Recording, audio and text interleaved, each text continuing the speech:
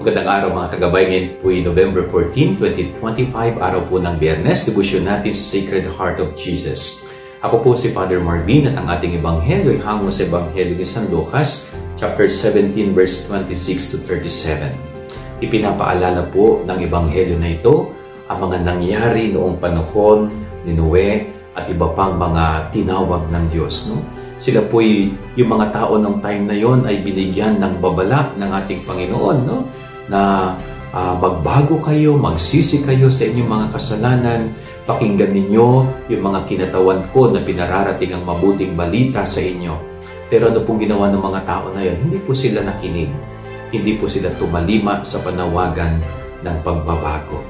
Kaya ano po nangyari, di ba? Nagkaroon daw ng mataas na pagbaha ng panahon ni Noe at iba pang mga sakuna at mga delubyo nung time na yon.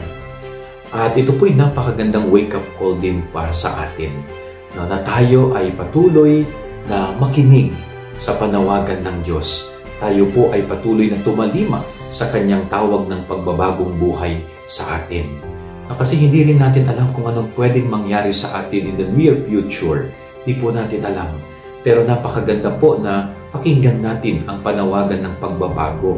No, sana bago dumating yung mga yung panahon na sinasabing ang muling pagparito ng Panginoon, sana tayo ay nakapagbagong buhay na. Na naituwid na natin ang ating mga sarili.